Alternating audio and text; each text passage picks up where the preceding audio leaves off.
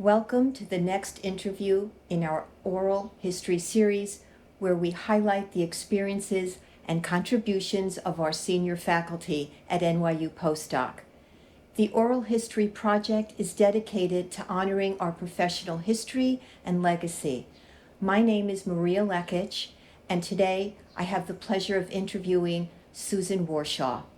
Over the next hour, we will explore her personal history and her involvement in our community. I hope you enjoy learning more about Susan's journey and her impact on the field. To start, could you tell us a bit about your early life and what led you to pursue psychology and psychoanalysis? Okay, long history, early trauma, early surgery, which I never realized was as significant as it was until I was in my second analysis. I had some surgery when I was a very 3-year-old in a very different time in the world, where I, for some, what now would be some simple eye surgery, was in the hospital for 2 weeks, and I wasn't permitted to see my parents. And that had an extraordinary impact on my life and development. But fast forward, in my teens, my father died. I was 13. And Was also, that expected? it was after a car accident and a 3-week illness. So I've actually written some about that. Okay. And at that time, people didn't send kids for therapy for such issues, and I don't actually believe that every child who goes through trauma that way needs to be in therapy. It depends on how the family handles it. And we had a very warm family, and it was at that point my mother, my sister, and I. My sister was older. Mm-hmm. And we managed through my adolescence to really do quite well. My mother. Where did you grow up? I grew up in Brooklyn. Uh-huh. I went to a very well-known high school, James Madison High School. I went there. Did you really? That's hysterical. Home up. Ruth Bader Ginsburg, in fact, at the Chuck Schumer. And Chuck Schumer and Barry Manilow, and Bernie Sanders. Uh-huh. So, but that's not insignificant, actually, which I later became aware of in terms of an environment of advocacy and very activist and involved citizens. And my parents actually had been very, very involved in my schooling. In fact, my father who had been born in Russia, not Ukraine, but Russia, and came here as a young child, was extremely concerned about his children's education and became the first president of the United Parents Association in Brooklyn. This is how involved my parents were from that perspective in the PTAs and so forth. And it was only till years later that I began to realize how the culture, the milieu, really significantly impacted my thinking, and it's something, and my development, and that it was interesting that out of this high school experience came so many leaders with particular interests in particular areas. Mm-hmm. And of course now at Madison there's an entire, I don't know if you know this, an entire wing they call it the Ruth Bader Ginsburg wing, and they set up a mock courtroom in her honor in the high school. They have an early high school law program. So this is where I grew up, that kind of, in Brooklyn, in an interesting, we were not particularly wealthy. It was a lower middle class neighborhood where I grew up, in a 1-bedroom apartment for 2 kids and 2 parents. And you were starting to say, before I asked you about where you grew up, something about after Dad died, your mother and your my sister. Mother, my sister was in high school, and in fact she was supposed to go to Vassar. She had gotten in, which was a big deal in our family, and then we could not afford for that to happen, so she wound up at Brooklyn College. And shortly thereafter, my mother had an opportunity to go to college. She had never been. She was a poor immigrant kid, one of 7, and she got into a program that was one of the early programs to help adults who had life experiences that would translate it into college credits. So she went to college, she always wanted, and became a teacher. and she was in her late 40s when she graduated from college. So she and my sister were in college together, and then I wound up also subsequently going to Brooklyn College, and we used to joke about it, that we were these students together. The Warshaw girls, we would call them. And so how did you get into psychology? Well, my mother finally met and married a man who I really did love, who became my stepfather when I was 19. But it was also a very difficult period of time for me as I was realizing my sister had just gotten married. She was older, and my mother was getting married, and I felt very much traumatized by the experience of being alone, and I went into my first therapy with an analyst because that's what people did at that time. I was 19, and I was going 3 times a week from Brooklyn to see an analyst on the Upper West Side of Manhattan, and that was the beginning of it. And that analyst was at the time the president of NPAP. Which was training lay analysts and so on and so forth. And during that time I was a psychology major in college and decided to apply to graduate school. And I wound up at Teachers College in, of all things, school psychology, because at the time, this was the time of the community mental health push, the war on poverty, this was the 60s. I was offered a complete fellowship for my entire doctoral education in school psychology because there was a push to get doctoral level psychologists into the schools, and that's how I started my career. It was in that area. And then how did you find your way into psychoanalysis after you graduated with your doctorate? It was something, I was an analysis and was learning so much about myself. And I got my first job, but my goal as a school psychologist, I worked in the New Rochelle schools, but I had always wanted to be trained as a psychoanalyst. These things evolve. People have asked me how did this happen? This is what you say. Yeah. Some of it's serendipitous. I was applying to a variety of doctoral programs, but this program offered me a full tuition fellowship. And that gave me $2,500 a year to live on, and I did. It's hard to believe, but this was in the 60s. And then I was able to get my first job very quickly as a school psychologist because schools were looking for doctoral level people in school psychology. And so there's a whole history that's kind of fascinating about this. But when I decided to apply to psychoanalytic programs, I could not apply to the White Institute, which is ironic because I teach there now, because only people who are non-psychiatrists who are doctoral and clinical could get into many of these postdoctoral training programs. I was accepted, however, to Postdoc.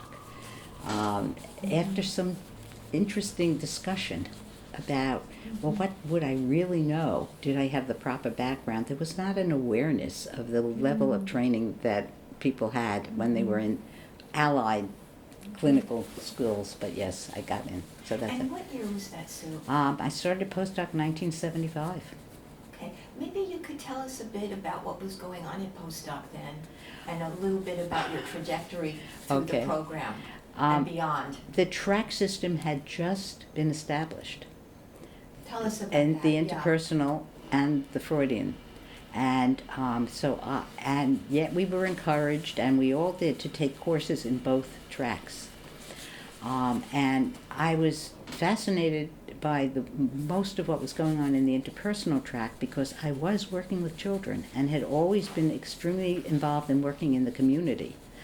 And I was therefore really focused on understanding the more contextual interpersonal cultural issues. And in fact, before I applied, I had been reading so much psychoanalytic literature in terms of all the early theorists, including Sullivan, who I waded through ploddingly, not understanding much at the time, but Erich Fromm.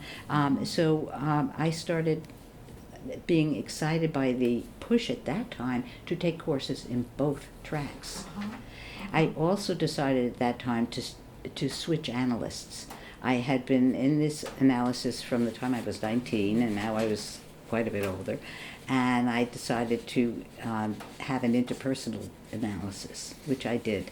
And my first analyst at Postdoc was Avram Benevi. But Avram, despite what some people went, it was very influenced by Fromm, and he used the couch. So it felt like a reasonable transition, and we'd have discussions about, well, how is what you're doing different? But the theoretical orientation was different to what one was listening for. Mm-hmm. And he was heavily influenced by Fromm. So I began to learn about that. So that was the early beginning. And I did have a chance to take courses in both tracks, which I did. Mm-hmm. My first supervisor was Save Basescu. Oh. Me too. Yeah, I loved Save.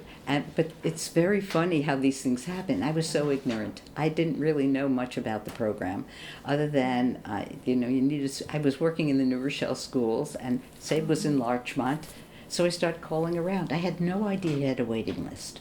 So I called him up and I said, I'm starting at Postdoc. Blah, blah, blah. And he said, well, I don't have any time in New York, but could you come to Larchmont? I said, perfect. And we started. I knew nothing about him, other than he was a name. And I not only worked with him initially for 2 years, but I went back to him for private supervision later. Uh-huh. So that was the late 70s, I Late imagine. 70s. And tell us what was happening in the 80s with the Well, I tracks. graduated in 1980. 80, okay. I was very active in the interpersonal track, and I attended all the meetings, and I was I'm thinking, how do I say this comfortably and politely? There was a big move to begin to become more integrative of some of the relational work. Relational had not been named yet. Actually, I have the book over there that I did with Neil Skolnick, Relational Perspectives.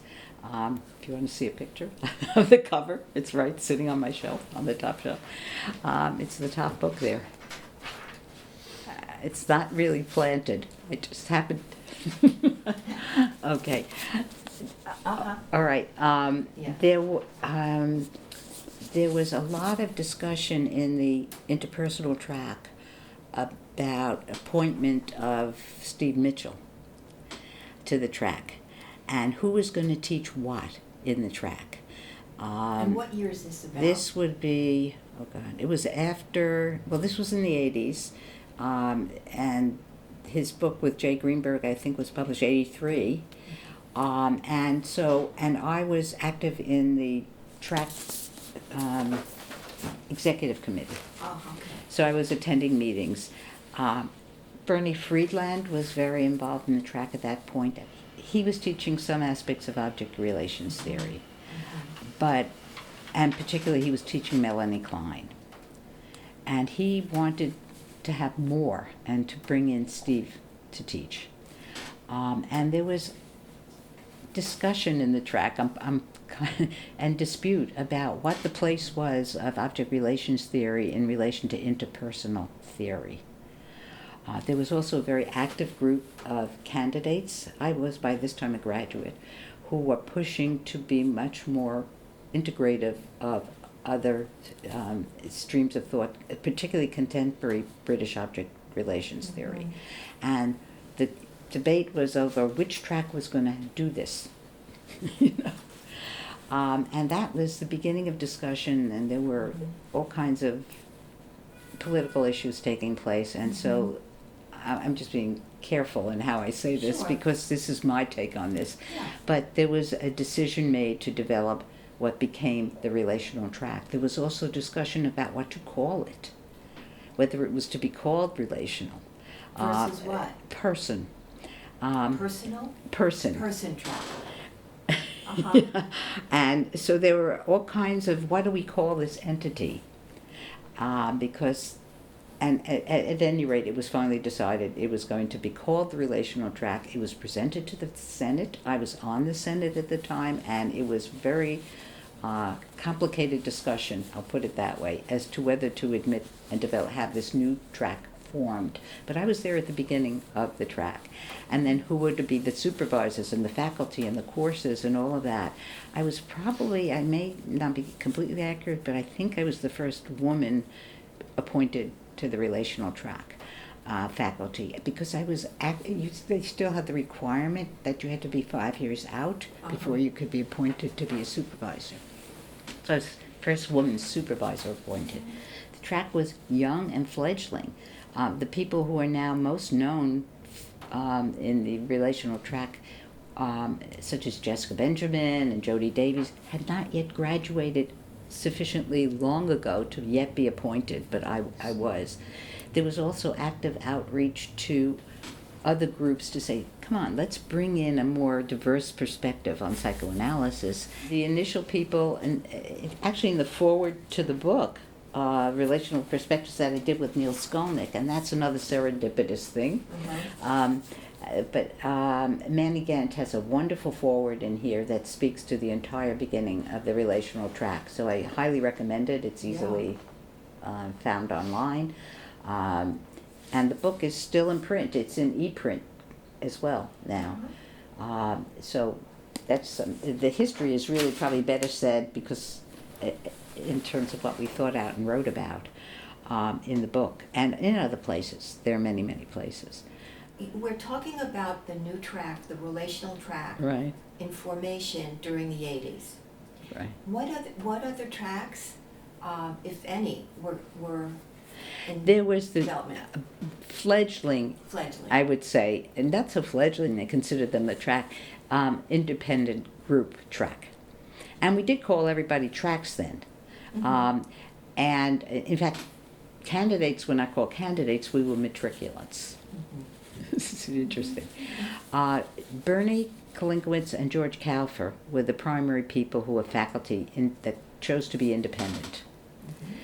George was director of the clinic. He was very significant in the program at the time. Many people were analysis with him. He did not want to be caught up in what had been a considerable amount of controversy between the Freudians and the interpersonalists, which had led to the tracks, the initial track. So there was this third group.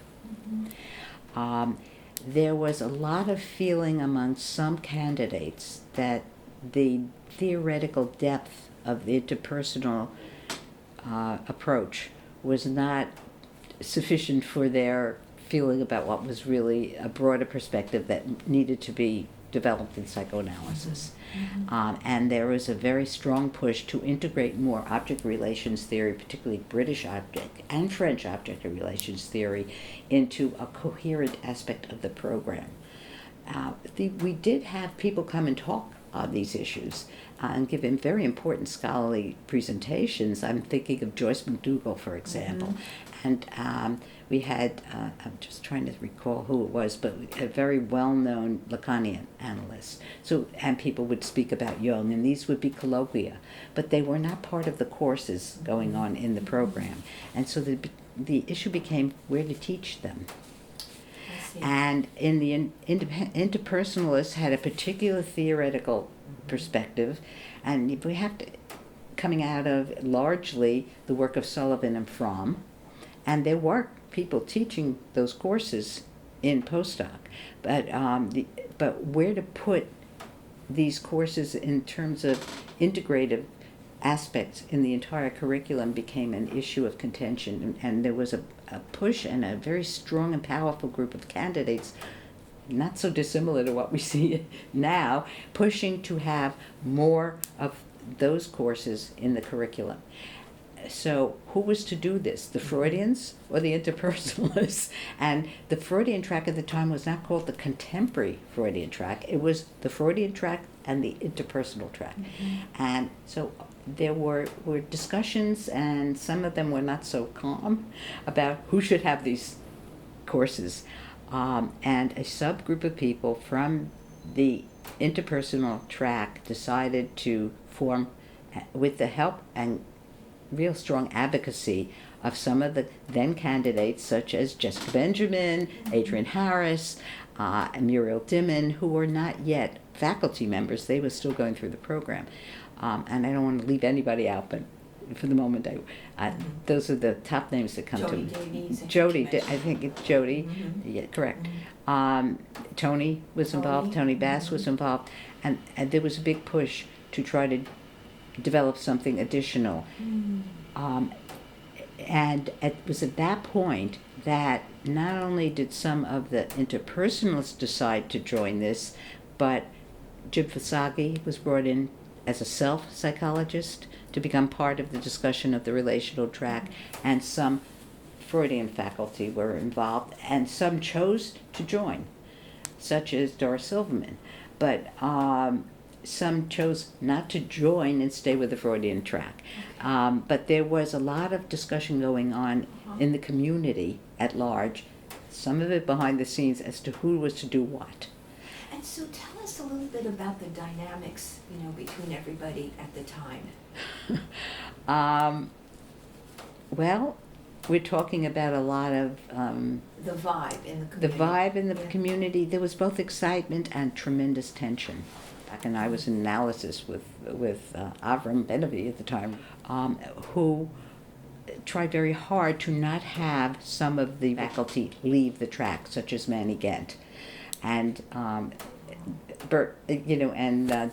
Bernie Friedland, who was teaching Melanie Klein, and they wanted them to stay, and yet there was also antipathy to the idea of teaching more object relations in the track, and to bring in other theoretical perspectives that were not interpersonal.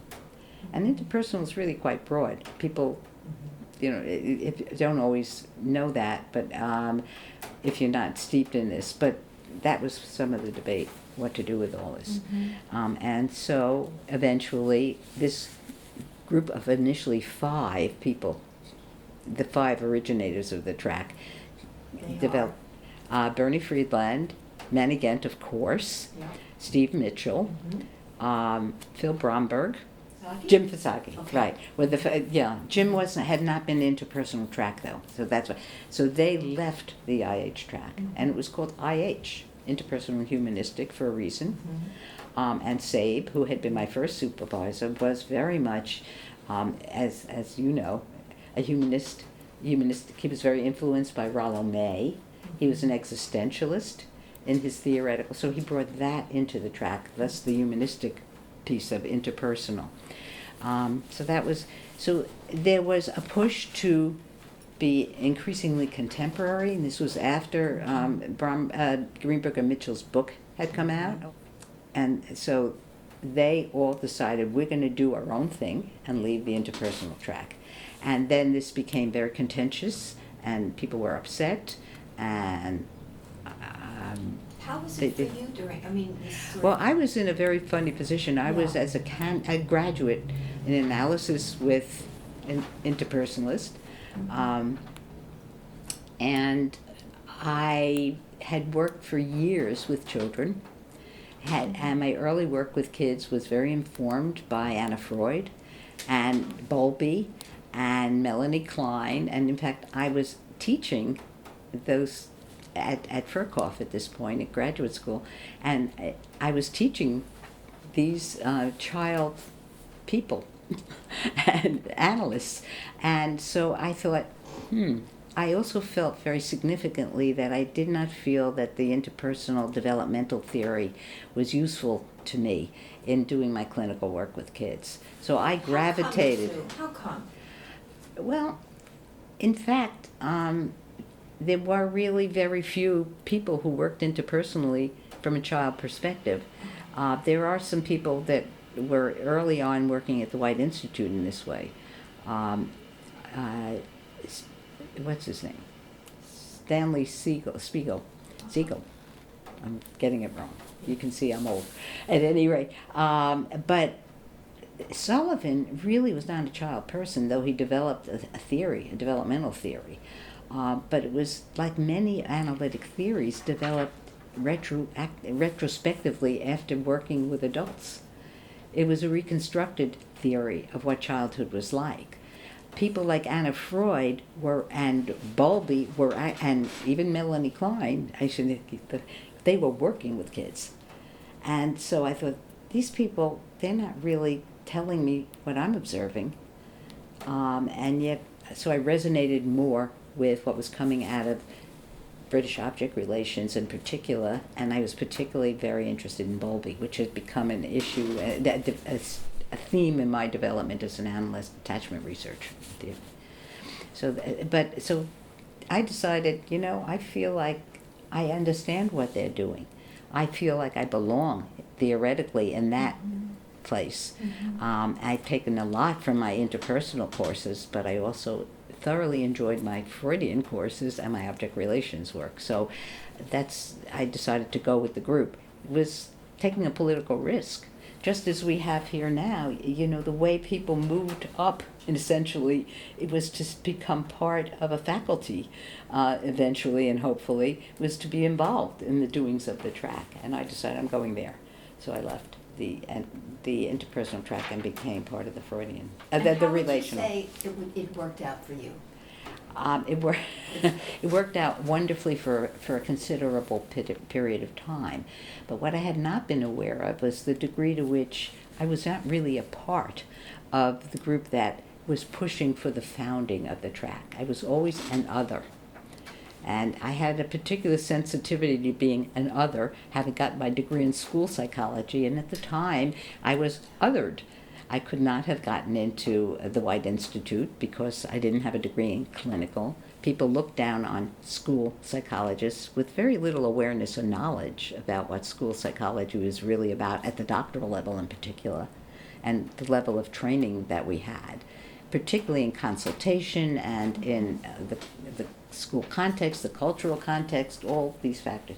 So I never quite fit in some ways, although the relational track did certainly have people who came from other traditions and other trainings. And Postdoc has always brought in other people. That was another very exciting part, by the way, about being there, in that there was always room for people who were not trained as clinical psychologists in the program. But there were also often requirements asked of them to take additional kinds of trainings elsewhere as part of their being involved in postdoc, externships and so forth. Is it your sense that they were othered as well because of the different training that they got earlier on? It's hard to know. Yeah. I think what was happening with the relational group is there also was a strong influence of people who had been together in the feminist movement. And I had not been part, so I only learned later how much there was, ongoing friendship between Jessica and Muriel and Elsa First, that these were old friends that were together pushing a particular theoretical perspective. I was very naive to what was really happening on that level. I eventually learned, but old relationships also always dominate. Same is true throughout the history of the program, and all programs, really. Yeah, I guess in all groups. In all groups. Yeah. So I'm particularly sensitized to the issues of concern currently about othering, because I've lived it. Yes, And dealt with it. And, in fact, it strikes me so much about what the concerns are of people who feel they don't fit. For a very long time, and it sounds ironic, because here I am, this person who's clearly a white Jewish woman, I never felt I fit. And so there's something, I eventually began to feel I fit. But when was that? What? About when did you start to feel like that changed for you? It sounds really weird, but after I graduated. And began to develop my career in other directions, and became very prestigious in some of the things I was doing. The book with Neil and I, that I co-edited with him, was also something serendipitous, in that Neil and I taught together at Furkhoff Graduate School. How I wound up there is a whole other story. You don't need about it was not a planned thing. I fell into a position that eventually became a full-time position. But and because I was initially part-time teaching child therapy in a doctoral program in what was then just school psychology, I was offered an opportunity to be full-time I was building my practice, and I said, okay, but then I had to publish.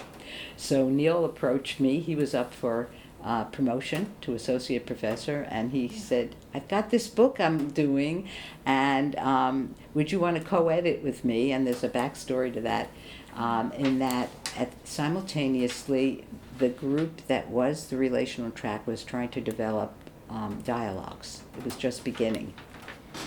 And so Neil needed to, as we do in academia, he really wanted desperately to have this book, which was his idea, published, important for his tenure, as promotion. He already had tenure. And I was not yet tenured, and people were shifting their energies, I'm putting it politely, and not as engaged with the book. And so he asked me would I co-edit it with him. And how unknown I was, really, is there was pushback from the publisher. We don't know her. She hasn't published much. This is the kind of thing that happens in this field. And Neil, bless him, persisted. And we continued, and many of the people that were originally scheduled to be part of the book continued, and Manny did, and he did a wonderful foreword, and the book emerged. It was originally published by Analytic Press, and now is published by Taylor and Francis, who bought out Analytic Press some years later. But the book was the first book to come out that related to after, of course, Greenberg and Mitchell and Mitchell's work. But this was the first relational perspectives that was an edited book. And it involves wonderful chapters by Adrian and I won't go Jody and Neil, and I had a chapter, and Neil Altman had a chapter, and Muriel had a chapter on money, So you can, I'm not going to go through everybody, but this chapter by Belle Molstein. So it was truly a conglomerate. Sounds like a turning point. It was very important from my point of view. Profession. You know, you have had such a rich career, Sue. What would you tell our candidates who are at Postdoc now? You talk about othering, you talk about luck and things being serendipitous, you talk about having to navigate all kinds of tensions in the program and in the early days. What kinds of advice would you offer? That's a hard one. I know.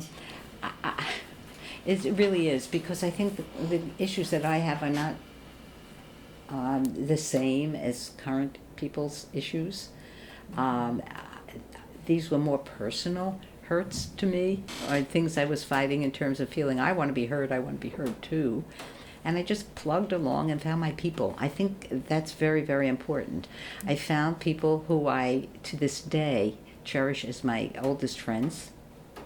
Some Freudians, some relationalists, some interpersonalists. It's just, I was just talking about this with Jane Tucker. We're very good friends. Susan Mulligan and I were very, very close friends. I said, I have a lot of friends in the Freudian track. She said, well, you're really a Freudian.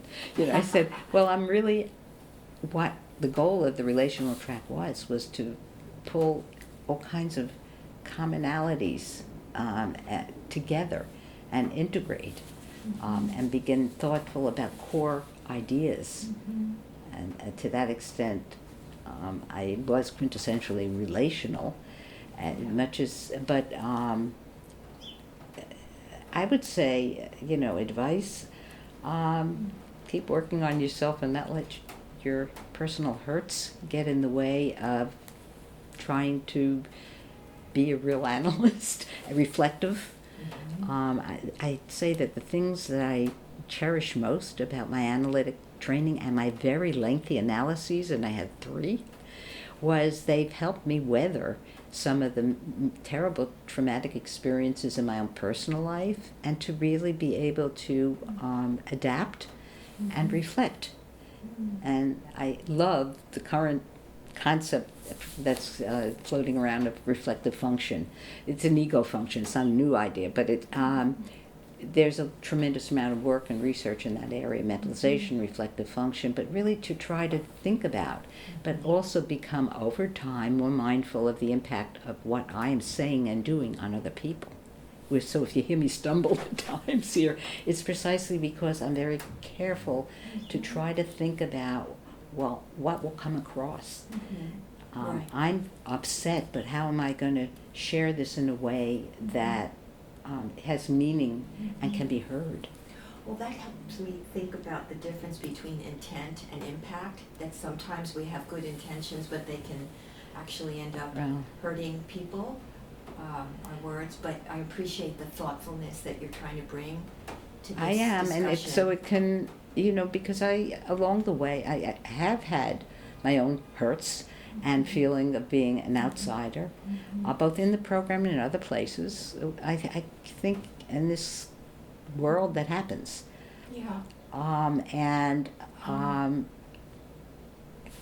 I've gotten very politically active. That's another component of this within the profession.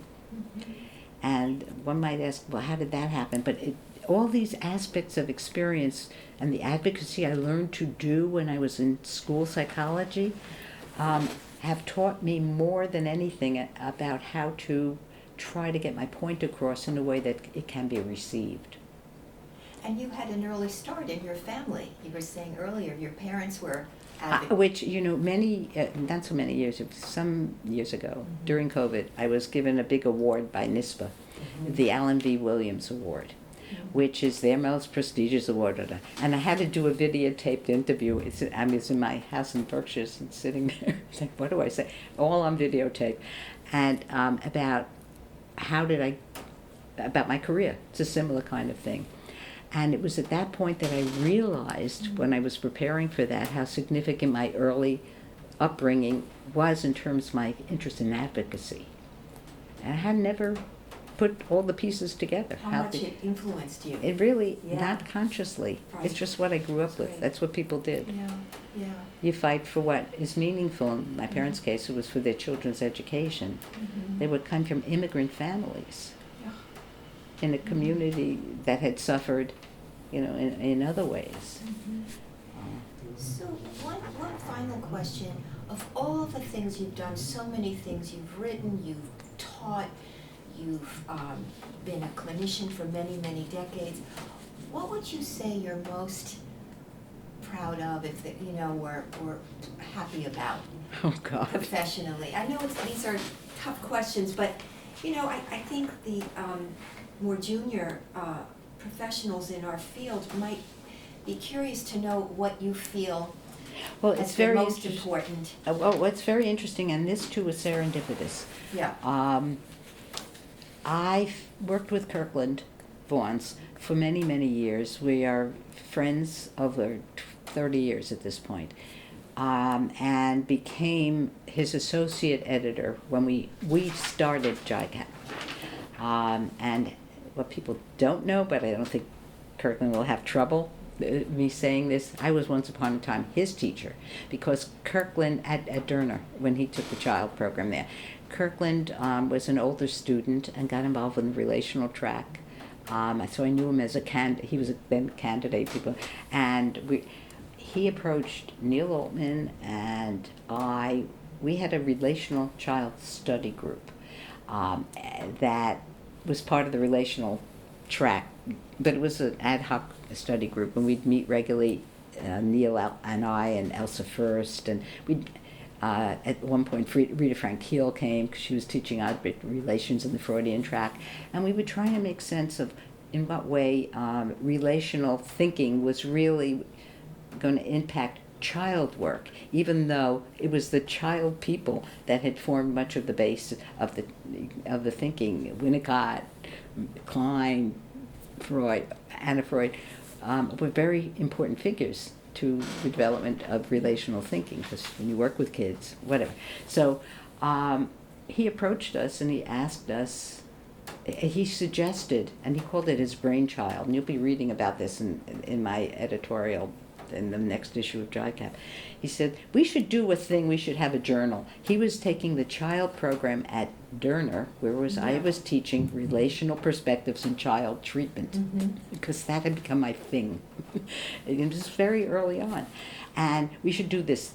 And we brought together a group of people, Elaine Seitz, who taught at Derner, Neil Altman, and me, and Kirkland, and Pearl Ellen Gordon, who was out of ICP, and Steve Seligman we invited in as well. And we would meet every week and then every other week for 3 years, planning what to do with this journal.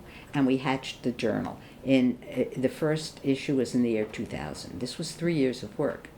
And so here I am, 25 years later, 12 years having been editor-in-chief following Kirkland, we did it. And so I'd have to say, and I say it that's probably my most proud achievement. I have wonderful feelings about my clinical work, but, and I do. And I could say there are certain people I feel that I profoundly impacted their lives, and I love that. And I'm still practicing because I love doing analytic work. Not so much classical analysis anymore, but I love that. But I'd say the journal. That's great. And I just stepped down as editor-in-chief. I'm now the editor-in-chief emeritus, handing the reins over to two people. It takes two people. It's Steve Tuber and Larry Rosenberg, who are both devoted to the mission that we developed. We are now international. We've gotten submissions from Kazakhstan, Japan, Australia, Africa. We published a lot from, of course, Europe, Northern Europe, and so forth. And I've made wonderful friends there. I'm just so fascinated to see where your early roots in school psychology took you.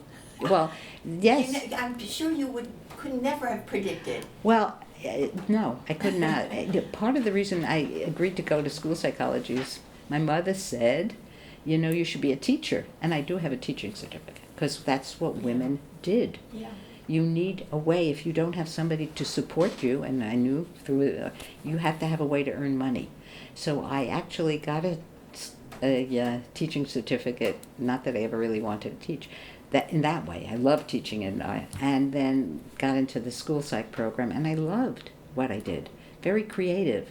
I was not what was characterized at the time as walking around just testing kids. I got very exciting chances to be very involved on a high-level administrative position in the school system. But as part of that, there was I got involved with advocacy in the school division of the State Psych Association. This is all related, and it's we were involved in something called the Jose P. case, a very known landmark case, that sued the New York City school system for failure to provide appropriate services to handicapped children. And we would meet regularly with the important people there. This is all old stuff related to federal laws that were changing. So I was all involved with all of that and how to implement that at a systemic level in a school system. And I was a psychoanalyst, so how to pull it all together. So that's why I became so involved with working with kids and the journal and so forth. It's wonderful.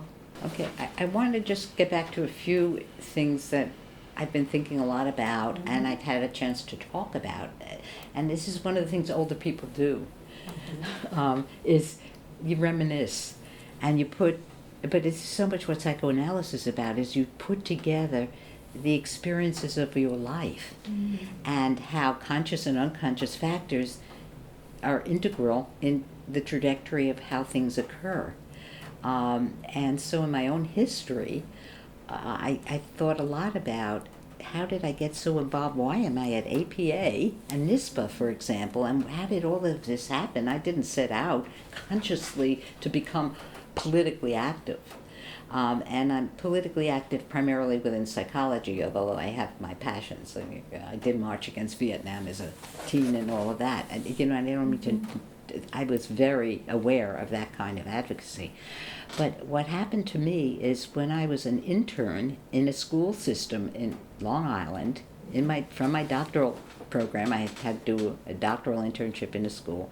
My wonderful, wonderful supervisor, who had a clinical practice, who was doing forensics and a whole bunch of other very related clinical issues, a doctoral level person, brought me to the school division at NISPA, the school division board. And that is where I met the heads of every training program in the state. Who knew? I didn't know. I was literally 29 years old, and this was an amazing experience. and as well as the head of what was then the Bureau of Child Guidance in New York, which was New York had this clinic that covered all the children in the school system where they would evaluate kids for special needs and all of that. So I met all these people and learned very quickly that what they were involved with at that time was advocacy for handicapped children, and they were co-plaintiffs in this lawsuit, which I mentioned, the Jose P. against the city schools. And we won. And not only did we win, but we had to begin to write reports to the federal monitor who was overseeing the entire New York City, how we saw the degree to which handicapped children's needs were being met. And I thought, wow, this is amazing. And so I became more active in NISPA, brought in by a mentor. It was then I met and was invited to teach a course at PACE in learning disabilities. And I had taught when I was in graduate school, actually I was an instructor teaching testing, the things you do. And so I taught my first course there, which was not, I must say, very good. But they worked with me. They knew me. I had these personal relationships from these kinds of involvements in NISPA. They mentored you? They mentored me, Yeah. and mentoring is very important to every aspect of this.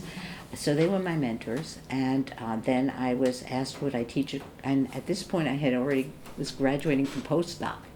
Would I teach a course in child therapy at Furkhoff Graduate School in the school psych program? And I was hired to teach, so I did that. Then I got hired to teach a new program that they were developing to enable working school psychologists to come back to get their doctorates. And so we had a program at night in which people who were out in the field working, and many of them could not have otherwise afforded to go to graduate school, where they could take their courses at night and use supervision in their current environments in order to gain credit towards their doctorates, which they did. Sounds like a model for postdoc. Well, I've been doing that push within APA. Yeah. So during that course, of course, I was also developing clinical practice, and other people on our faculty also were analysts. Barbara Gerson, who is a graduate of the program and good friend, Marty Rock. There were people, and we began, and Neil Skolnick was there, and we had the school program and the clinical program. And we got the idea, I must say, we should have a school child clinical program, and we developed that program. And it's one of the most thriving programs around because the students come out of the program with their doctorate in both school and clinical, and it's called the Combined Integrative Program. And it has 110 graduate credits, but to this day it's thriving. People come out, they can work anywhere. So, but when you go, then I was tenured and so forth, you have to publish. So lo and behold, I get the book, I get the journal, and these are how things evolve. And then as a result of my work at NISPA, I was invited to run for APA council rep in the 80s, which I did. And Ruth Oakrock was my mentor. She's well known to many of the NYU people and so forth. And it was extremely exciting. It was a very different time then. Women were fighting to be heard. On the postdoc faculty, women were fighting to be appointed supervisors. We were feeling overlooked. In APA, women established the women's division. This was in the times I was in early in my career. So there was a lot I experienced then. You have to contextualize things in history, right? Always. Yes. And it just unfolded. Yeah.